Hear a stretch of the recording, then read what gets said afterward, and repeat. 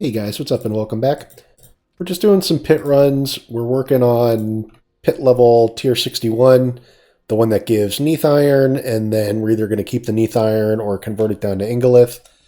I just wanted to share some gameplay with you guys because we're like firmly in the endgame guide, and it's reminding me what I liked about Diablo 3 so much was in Diablo 3 there was progression to an endgame build, and then once you were in an endgame build, it was like super min-maxed, and the gameplay became the emphasis, not the grind was secondary to the gameplay, right? So with that in mind, what we did here is we've turned off all of the numbers. We have to keep the health bars on because it's the only way we can see elites, and it also helps us see our vulnerable uptime. But basically, we're at a point in the game where now we can literally just focus on hitting our buttons and how we're interacting with the monster packs, right? So like right here, we need to kill that guy who's got the buff for all of the monsters, and then these guys will go down easier. And it's just a lot easier to see what we're doing with the numbers not on there. So like knock those guys into the corner, take them out fast.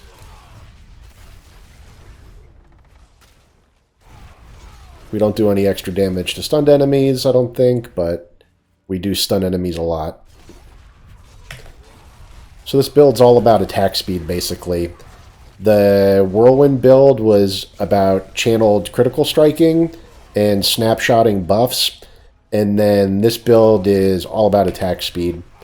And then the other cool thing it's doing with the new unique Yen's Blessing is now the gameplay loop is always just cast Rallying Cry on cooldown, and then while Rallying Cry is on cooldown, every 8 seconds we're going to get a free cast of Rallying Cry. So Rallying Cry lasts for like 7.74 seconds or something like that. So we're basically perma-unstoppable with the Rallying Cry buff kind of always being applied to us. So we just hit it off cooldown, and our little Rallying Cry indicator should basically almost always be active.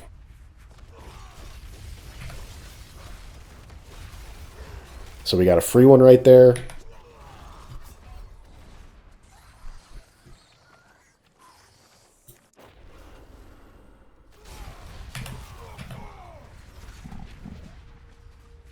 And then our earthquakes give us a ton of damage reduction. So fighting in the earthquake gives us 25% damage increase and 38% damage reduction. So in harder fights, we have to make sure that we're fighting in the earthquake. It'll kill things faster. It'll keep us alive. Get that Rallying Cry on cooldown always. We can be moving around faster with charge. Leap into the elites. Just kind of walk by the trash. There's some elites. Leap into them. Okay, and now against the boss, the only thing that matters is our leap cooldown. So we'll keep Rallying Cry on cooldown, and we'll leap every chance that we get for the damage reduction mostly. And the damage also, obviously. We build the stun meter pretty good. We can hit potions if we think we need to.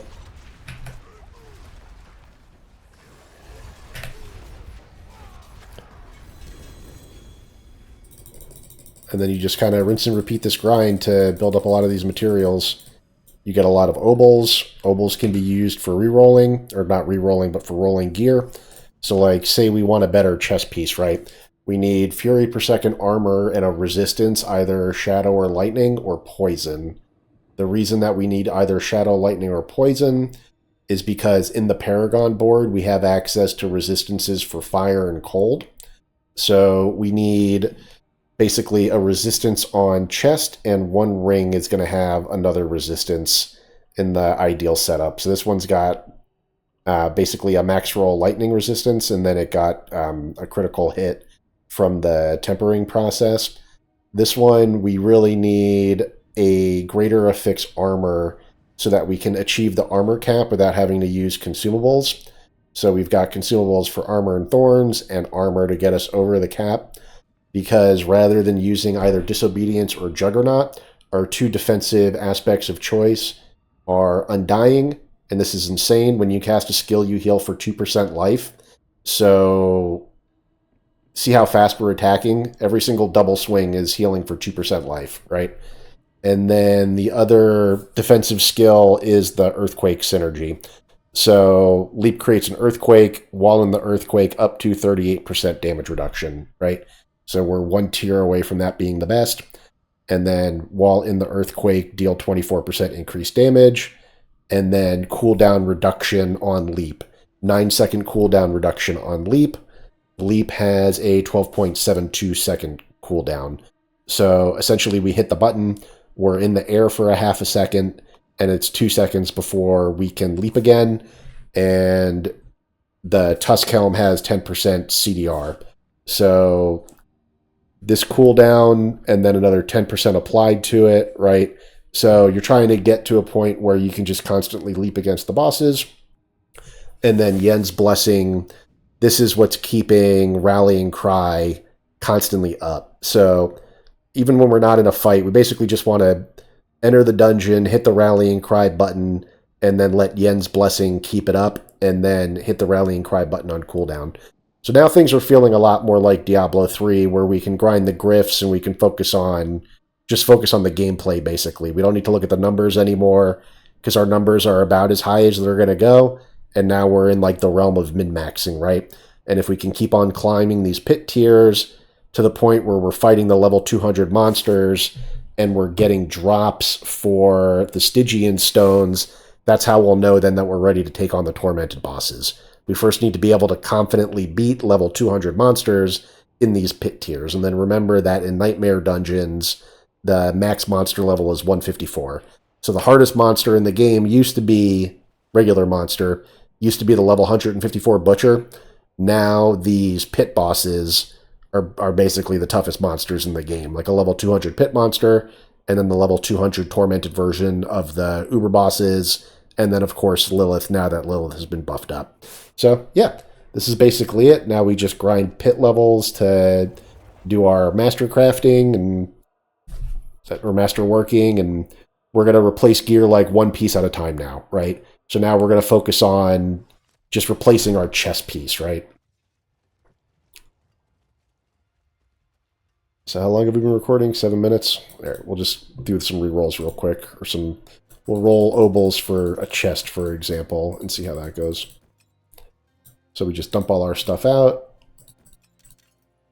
Worry about sorting that later, although we're basically at the point where we need to thin out our stash. Weapons, armor, jewelry, we've thinned that out quite a bit. We keep all the uniques, and then we keep all the boss materials here. The way to think about boss materials is basically boss materials convert to uniques anyway. So it makes sense to stash all of this, but the Stygian stone is going to be the precious resource.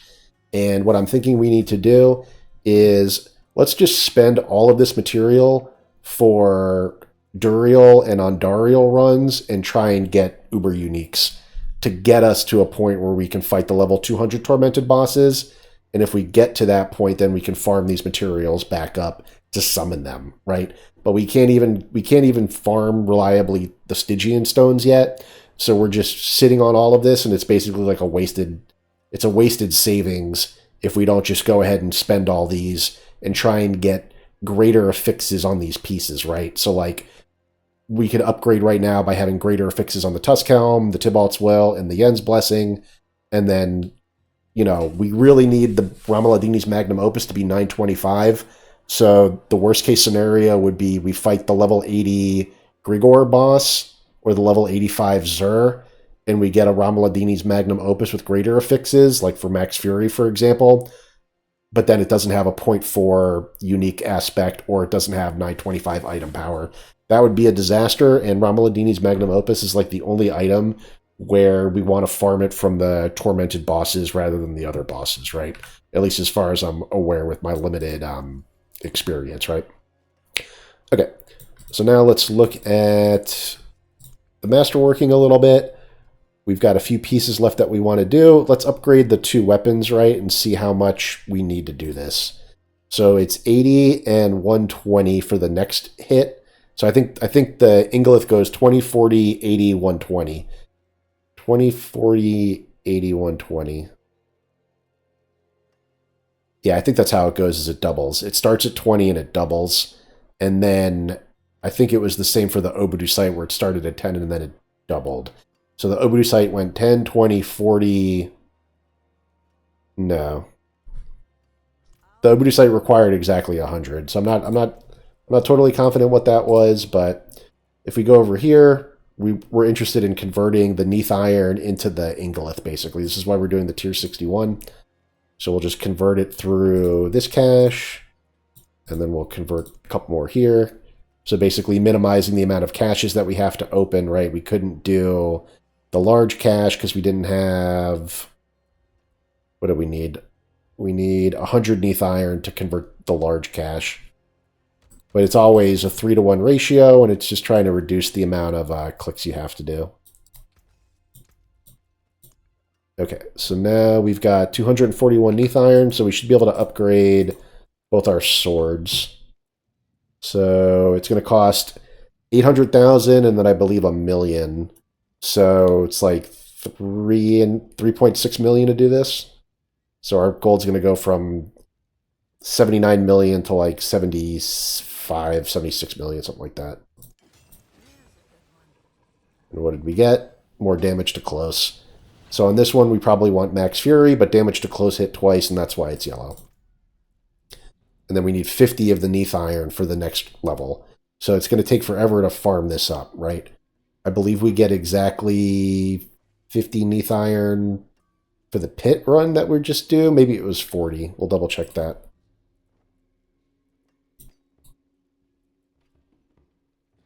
Oh, and I'm already out of... I already don't have enough Ingolith to roll this even once. And this is the end game loop. Like, it's gonna take a while to get everything just to +8, which is my first progression goal, and then from there we're gonna figure out how we tackle the last seasonal journey items, right? So getting the world boss is gonna be free. We just need 2 more world bosses. Those come up whenever, right? So there's not one coming up right now.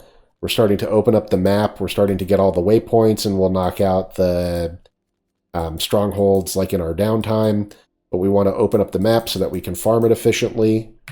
And then we're at the point now where our choice of activity is we can either grind this pit or we can go into the level 100 nightmare dungeons. So we're basically only going to keep level 100 sigil keys, right? So we can go into the level 100 nightmare dungeon when we feel like it. And then we can grind up the pit to masterwork the gear. Going into the nightmare dungeons will just be for finishing the glyph leveling process. And then we finish with the Iron Wolves, so we don't have to specifically grind in the Helltide. We can just go into the Helltide, open up the living steel chests and leave, and then do Whispers. So we're basically right back to where we were with Endgame for our... we're right back where we were for our Endgame experience for Eternal Realm. The only difference is now it's the new version of the game with the tempering and masterworking system, and the pit is added. And our guy is like basically following the max roll guide to the T. And you essentially have to follow the max roll guide to the T, because if you don't, your character won't survive. It won't have enough. Like every single detail matters. The guys who write these articles are genius. Snail, the author of this article, he's a freaking genius, right? So you have to have Fortify, right? So how do you get Fortify? Typically you get Fortify either through Numbing Wrath, the legendary aspect, or through Warbringer, the legendary node in the Paragon system. Numbing Wrath gives you Fortify when you generate Fury. Warbringer gives you Fortify when you spend Fury. Well, we don't have either of those. So how are we getting our Fury? With Strategic Rallying Cry. Strategic Rallying Cry gives you 10% life as Fortify. While it's active, you gain 2% max life as Fortify each time you take or deal direct damage. So just like our Undying, right?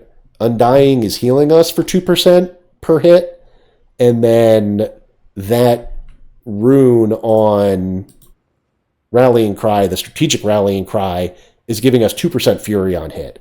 And that's why this is a attack speed character, right? And the best, now in Endgame, the best elixir is momentum, right?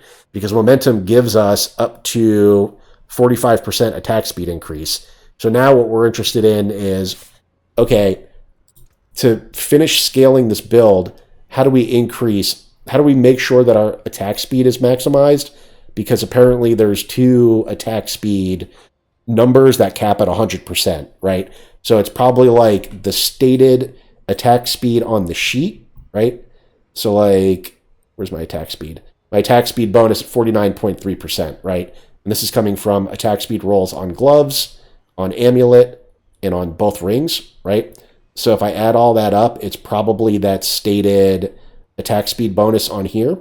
Plus there's 25% from accelerating, which makes me wonder, like, should that be on a 2-hander, right? Should we move the Dust Devil damage over to the glove and put accelerating on the 2-hander? And I'm sure these guys have tried that, right? So they know what's best. And then there's attack speed in advantage, right? So this one gives you 15% and 15% lucky hit, and that's competing with momentum, which will give you up to 45% increased attack speed. And then also on, I believe it's this one, Carnage, while berserking, critical strikes increase your attack speed by 2% up to 16%. So there's all these different sources of attack speed increases. We've got a lot of these legendary nodes, right? We've got Blood Rage, Warbringer is an option, right? We can pull out of the resistances and go into Warbringer. But this is all the interesting stuff, right? These guys are so smart. Like they're saying, okay, the resistances on the Paragon board are actually good now. So like we have fire, all res, and cold, and then we've got all the good legendary nodes. Berserking critical strikes give us attack speed. Making enemies vulnerable gives us a damage multiplier, right? And then, I mean, even this one would be interesting. Flawless Technique. Damaging enemies with one-handed weapons increases your critical strike chance by 1% for 4 seconds up to 8%. So that's 8% increased critical strike chance if you could path your way over here somehow, right? So, in my opinion, the game has become really good, and it's on the strength of, within the pit, you can see what endgame builds, how endgame builds actually perform, right? The lower level monsters, the 154 monsters were okay, but even then they don't give you enough feedback. Like my Hammer of the Ancients build, that was my End of Eternal Realm videos, that build's probably not that good, but it was crushing that endgame content, right? Here these monsters are going to give you really strong feedback as you progress up the pit tiers, right? And you're going to know, okay, this is exactly why I need to have this perfect endgame setup, because this interacts like this, which interacts like that, and that's what's keeping me alive, or that's what's... So, like, for example, there's a roll on rings, lucky hit chance to make enemies vulnerable, okay? If I pay attention to the boss fight really carefully, I'm probably losing vulnerable on the boss fight, and it's not something that I was noticing before because, you know, I assumed it was happening, that vulnerable was dropping off, but B, you're just lost in all the clutter from all the damage numbers on the screen as well, right? So just turning the damage numbers off and focusing on the combat is going to be the way to go going forward. I need to be careful with my consumables, right? So I don't have the max armor on right now. I let my consumables drop off, and this is why I'm having a problem right now. So I go Anti-Venom, Iron Barb, Song of the Mountain. Now my damage is capped, and the capped damage is important because then our damage reduction can do its thing. But like, look how we're existing in the margins, right?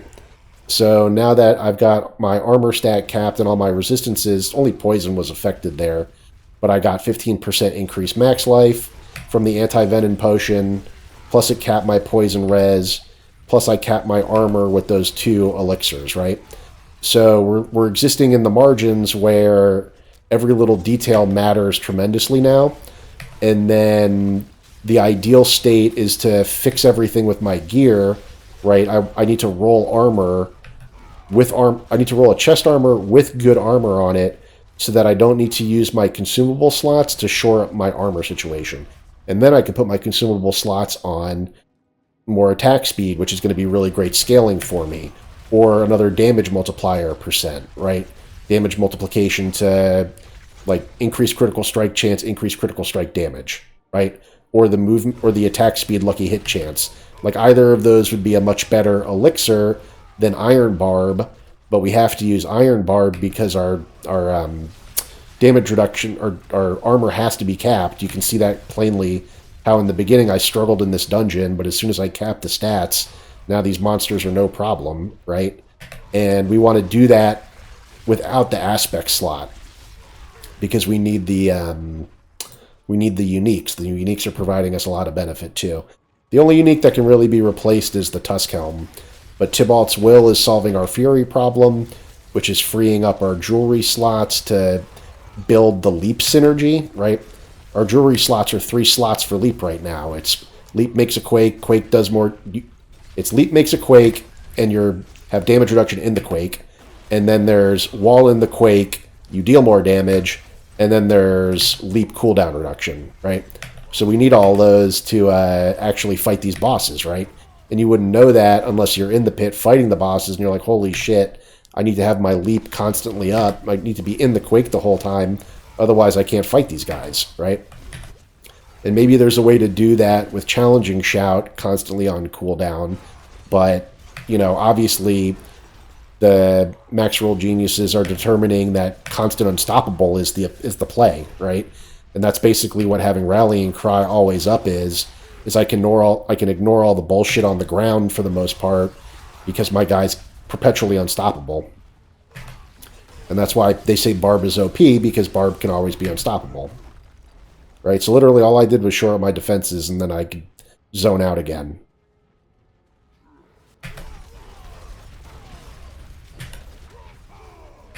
And then we can just focus on Leap and Potion. Leap and Potion, and then hit our buffs on cooldown. That's all we gotta do.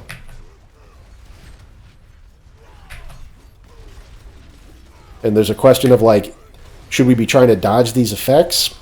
And for the most part, the answer is no, because we just want to be in the Quake. Our success and failure is going to be determined by this Quake.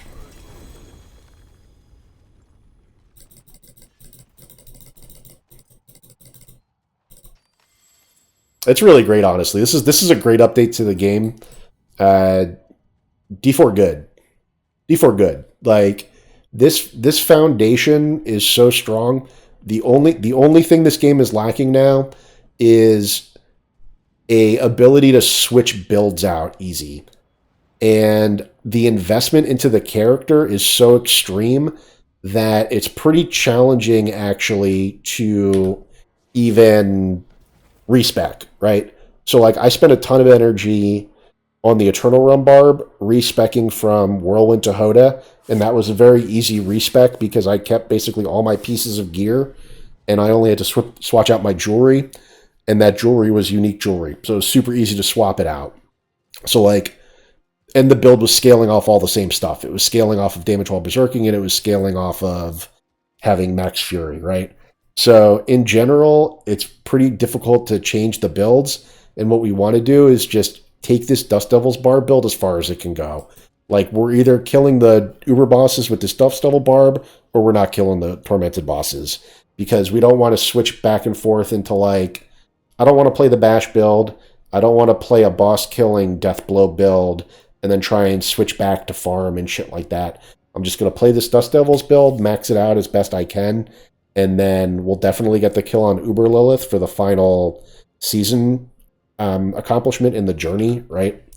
Like, the way we get this Destroyer cache is going to be by killing 2 more world bosses, which is free, and killing Echo of Lilith, which we should be able to handle that. And then if we can get to these level 200 bosses, fantastic. That'll kind of be our endgame goal. And then I think over here in this tier, yeah, it's just the Helltide Commanders and killing that Seething Abomination twice, which we'll get to easily. So we're easily going to max out our journey at 100%. And then, you know, we can take a break. Like, it makes a lot of sense now, actually. So, like, we can go and do, like, the Gauntlet and the collections now, right? So, like, this week's Week 2 Gauntlet. We got a bunch of nice caches for doing last week's Gauntlet. We're going to do this week's Gauntlet again when we take a break and we know that we have all of the gear the way that we want, right? We're socketed up. We've got all the royal gems. We kind of understand the gem materials now. The trap with the gem materials is you think that all your gems are kind of banked in the form of them being gems, but actually when you're crafting the elixirs, these have a small gem cost. So you're basically burning a good amount of your gem fragments, not the seasonal elixirs, but all the other elixirs have some, maybe not that one. Not all of them, but most of them have some small gem cost to them. And that's not trivial. That definitely adds up and can prevent you in the late game from getting your getting the royal gems as fast as you want them. But really, when you're crafting the elixirs and incenses, the limiting factor is bundled herbs. So when you're in the Helltide or you're roaming around doing whispers or whatever, you really got to prioritize picking up those frickin' herbs. And then the other way of getting them is from the whisper caches. So whisper caches are giving you like golden herbs, and then you can be picking up herbs on the floor. And then if you really want to farm up materials, like farm up the rune shards and farm up gold, another way of doing that could be just grinding out all of your glyphs in the level 100 Nightmare dungeons. So if we just grind out level 100 Nightmare dungeon, let's actually do that right now. Let's do a level 100 Nightmare dungeon run. This video is getting a little longer than I was hoping, but I'm actually having fun, so let's keep going. Alright, so our 2 dump stashes are totally full. That's obviously problematic. Yeah, and then while we've got all our buffs up, let's go ahead and just do this pit. Or, excuse me, do this Nightmare dungeon. So the difference between the pit and the Nightmare dungeons is, in the Nightmare dungeon, we're going to be encouraged to pick stuff up. Like, I'm still going to pick up all the items, because I want to convert them into gold.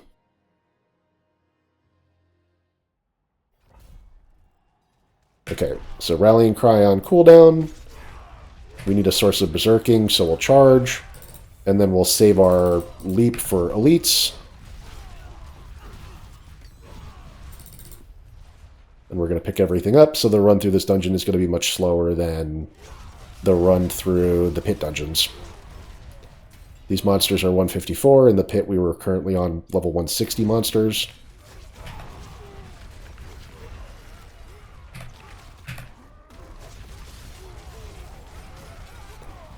Use leap as a mobility skill.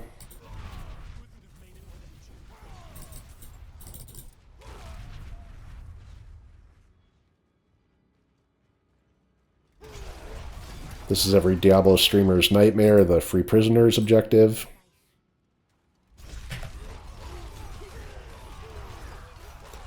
The purple monsters, the ones that... They have a specific name, I forget what they're called, but they empower the other monsters. They give them, like, shields. Those guys always drop gem fragments, so in the Helltide, you can get a crap load of gem fragments from them. Picking up those white boots is just the same thing as picking up gold off the floor. Rallying Cry on cooldown. Blow up these elites, ignore the shit on the ground, it doesn't even matter. The circle effects don't matter now, because we're permanently unstoppable. What's this guy called? It's not Suppressor.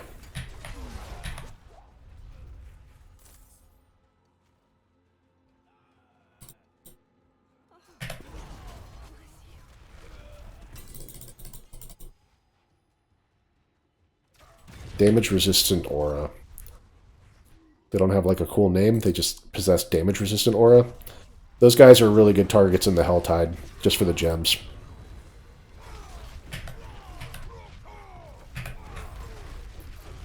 In events like this, we could just hold shift and throw out a bunch of twisters. Sometimes it works better than others, like if we're in a tight corridor, that's like super effective. Or you can like bounce them off the wall. It just depends on the event, on where the event is located. If you're in a tight corridor, it's generally faster if you just stand still and blast and kind of pre-fire the twisters out, but if they're spread out like this, it's kind of better to just run around.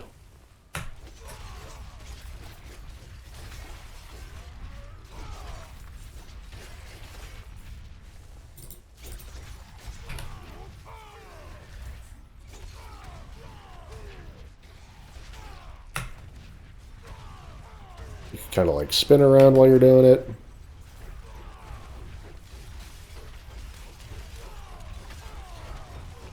It just depends.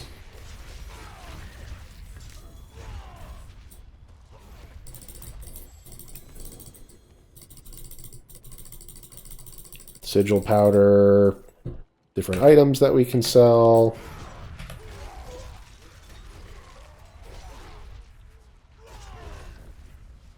Killing everything for gold. In the pit, you kind of just hunt the elites. And you technically should play like that in the Nightmare Dungeons as well, but I don't know, I really just don't care.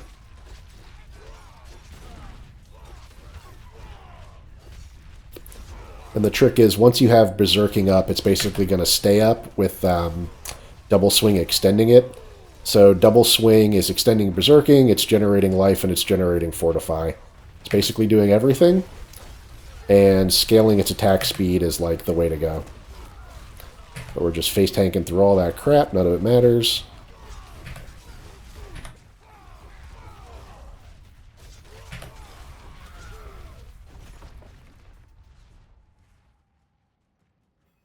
As long as Rallying Cry's up, we're Gucci.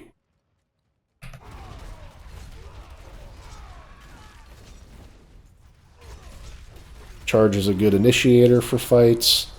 So going Rallying Cry Charge is pretty good for like your roaming option. And then jump into the Elite Pack.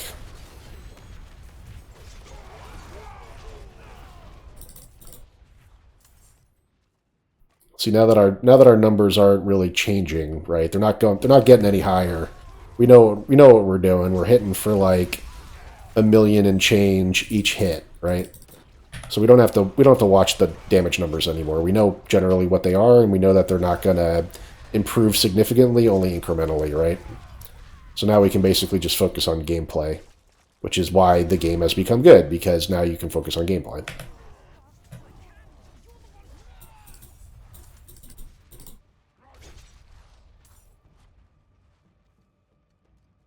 All right, current objective, some blood obelisks.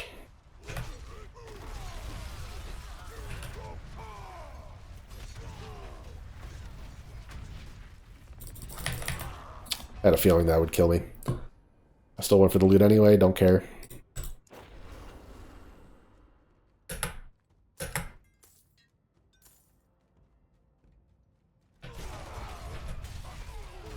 Get Berserking up.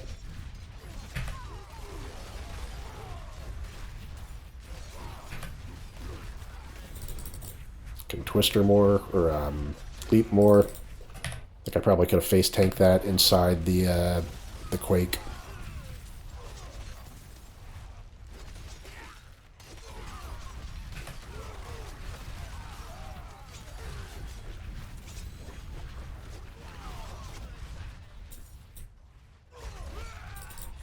Yeah, and I really don't want to change my build. Like, they specifically made this Leap Quake build good this season. I kind of want to play it for what it is. Jump through the wall to get to this event.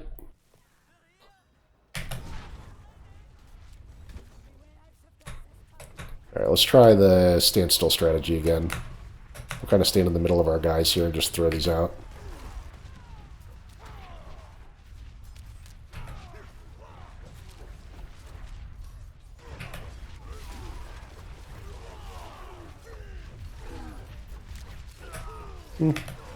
Not being as effective as I like.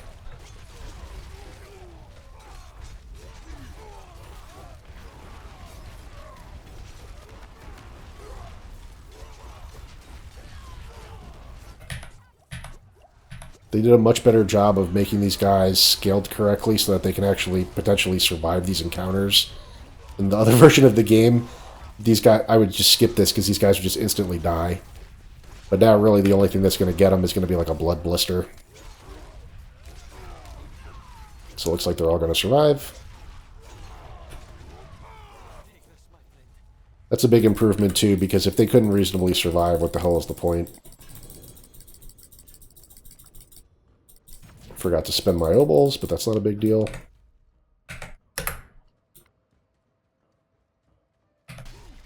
Anything over here? Just more elites.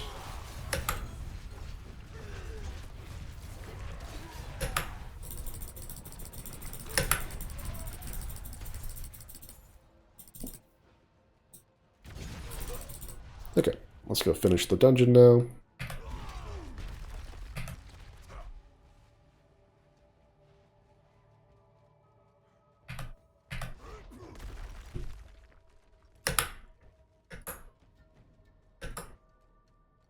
Check the fountain, because that could be an event, and it is. Alright, so this should be a good candidate for staying in the corner.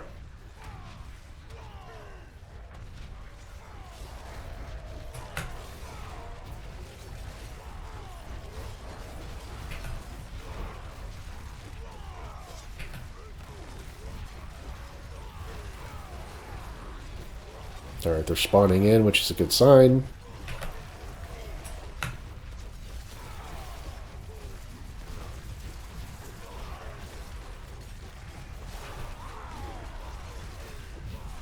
Throwing out the dust.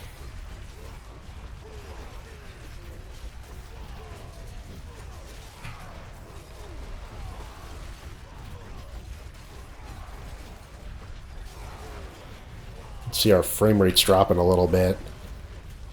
I never actually checked that before while we're throwing the dust devils out, but yeah, it can't hold 120 frames like this. We've got a Ryzen 5800X3D, which is a very strong CPU. Kind of like best in slot AM4 platform GPU is what we have if we're talking Diablo terms. And then that's our CPU is the 5800X3D. And then our GPU is just a 3060 Ti. We were trying to get the 3070 on launch, but Best Buy canceled our launch order of a 3070 Founders Edition. So we ended up getting the 3060 Ti a little later. But eventually we'll hope to get like a... We want like an 80 series, so like a 4080 or a 5080 whenever that comes out. That's what we want to upgrade to.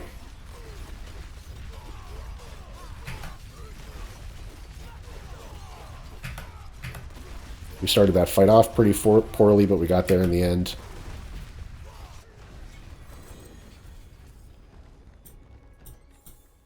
Okay. Not gonna let that thing explode on me. And let's just ditch, I don't know, pair of boots. Okay. What happened there? Oh! Be careful. Gotta be careful about shit like that. The difference between the control click and the right click. Okay, but this is the meat and potatoes, and this is why we're here. So, available XP 624. How much XP is 624? Well, let's take one random glyph that we don't mind upgrading.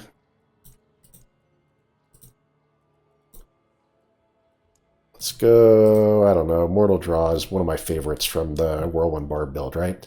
So let's take, and this is with the Season Journey, the Smoldering Ashes, boosting it, but then there's a effect on the glyphs called Awakened Glyphstone, which also multiplies the available XP. So I think it can go up to like 700 something.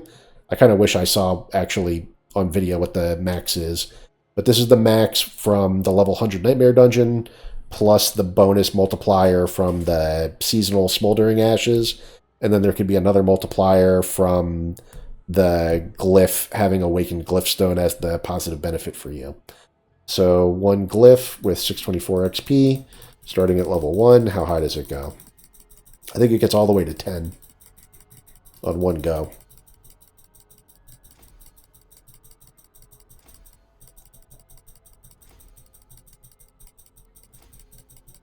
There's 10, 11, 11 and change. So you can see how quickly we can upgrade these, because our first goal is to take all the equipped ones to max level, which is 21. After we take all the equipped ones to 21, our next goal is to get all the yellows to 15. Then for shits and giggles, we'll take all the blues to 4, which is their max. But you would never actually equip a blue because it doesn't have a bonus, right? It's the second clause that matters for all of these. 10% damage reduction against close. 10% damage reduction the more fortify you have, right? The blues don't have that secondary clause. Every glyph has like a scalar and a bonus. So for every 5 decks purchased, you deal 8.3% increased damage to close. When I upgrade the glyph level, I'm upgrading the scalar, the first clause, and then when I socket it, I need to make sure that I socket it with enough stats around it to achieve the bonus, the secondary clause. And the secondary clause is usually quite powerful. Okay. So that's it. After every Nightmare Dungeon run, we go back to Kilvashed to Vendor, and then we either do another 100 Nightmare Dungeon, or we go do something else. But yeah, that's a perfect stopping point to this video. Pretty happy with this one. I think the end game is actually in a good spot, right? It's definitely not perfect, but this is playable for sure. This is 100% a playable end game. I'm pretty happy with D4 where it landed. I was happy to cash in my battle pass this season. I'm enjoying my awakened gear. Everything is cool. I think we're in a good spot. It's not worth it, but the next thing I'm going to do, and I'll do it right off camera, is I'm going to empty my bags and then roll for a full bag of chests and then try and find an upgrade to chest. But that's basically the gameplay loop. Interact with all these vendors, do the end game activities, rinse and repeat until you're bored, and then do something else or roll another character. All right. Thanks a lot, guys. Take care.